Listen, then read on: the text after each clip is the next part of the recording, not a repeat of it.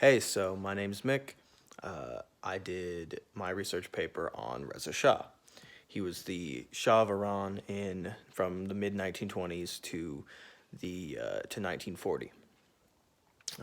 He seized power during a coup, and what really piqued my interest in him was why do the Iranian people today not see him as a positive force in their history, whereas, let's say, the Turks see Kemal Ataturk, who did many of the same things, many of the same policies as Reza, is seen as this like this great man. So that sort of piqued my interest. And so I wanted to see how did Reza Shah anger his people and what policies did he do that sort of ruined his reputation. And I came up with three key points. That was his modernization efforts, which were seen as westernizing to the sort of more traditionally Islamic people of Iran. Then you had the conscription efforts, which really irritated just about everybody because he took from all layers of society. He didn't just take from the poor or just from the rich. He took from the students of Islam, which really irritated people because they were like, "Hey, you can't determine who is a valid student. That's not okay. That's for us to decide." But he went, "No, sorry, he's not dedicated enough. We're gonna take him." They did that to the tribal leaders, the students of Islam, the merchant class. He conscripted from everybody. And that sort of just roundabout made everybody upset. And then also he canceled the Darcy oil concessions, which one would assume would have made him popular because this was selling out essentially the Iranian people's mineral wealth to Britain. But what really caused strife there is Britain was financing tribal leaders through that money that they got from the Darcy oil concession. So once he canceled it to sort of bring a nationalistic win to Iran, the Brits stopped giving money to the tribal leaders, and that really irritated them. The three of my most valuable sources, I would say, would be Modernity, Change, and Dictatorship in Iran, which is a secondary source by Stephanie Cronin, who, thank God for her, she and a very few other people are some of the only researchers that we had looking into Iranian studies. I mean, that's something that's very interesting that would be its own meta-analysis of there are not a lot of people studying Iranian history. But then two primary sources that were indispensable to me were Answers to History, which was written by Mohammad Reza Shah, which was Reza Shah's son, and the Darcy oil concessions themselves. I really dove into and focused on them. I used the Answers to History that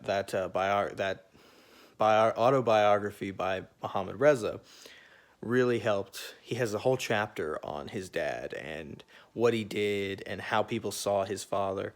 And while, of course, there's some bias in that, it definitely helped to add a perspective to the paper. The Darcy Oil Concessions was amazing to read because reading it, I really felt, the vitriol and the anger that I'm sure Reza Shah felt.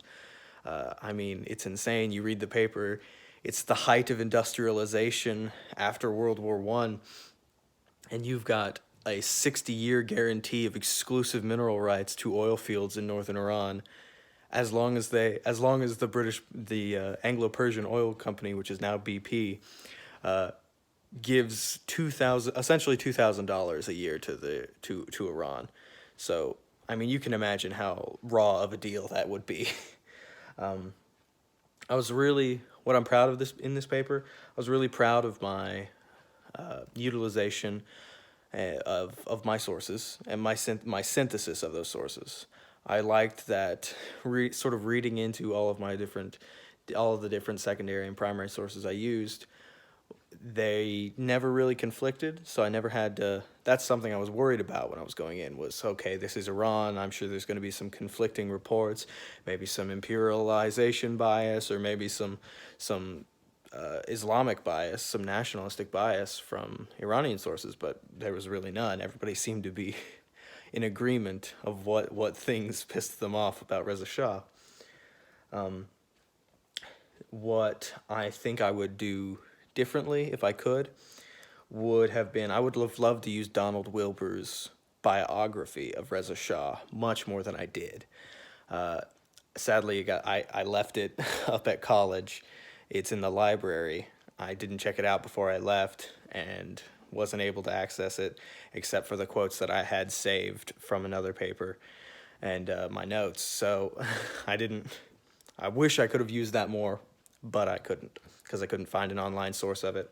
I also wish I would have loved to include a section on the forced sedentarization of the tribe. So you see, modernization was a huge point for Reza, but he was never able to, sort of force that without backlash. And one of the biggest backlashes he got was from the tribal leaders. Though sadly, I couldn't find enough sources to include a piece on the tribal leaders, a section of my paper on the tribal leaders and how that would have worked. You see, he had this idea for a sedentarization movement, which is sort of the Homestead Act from the United States, sort of what we did, where he would have forced tribal leaders to settle down instead of migrating from place to place. I would have really liked to have included that in my research. Overall, I think it was a pretty good paper, but I'm probably biased. Though I really liked the chance to learn about Iranian history, and I hope more people are too. If you have any questions, leave them down below, or leave them in a discussion board. And thanks. Tschüss.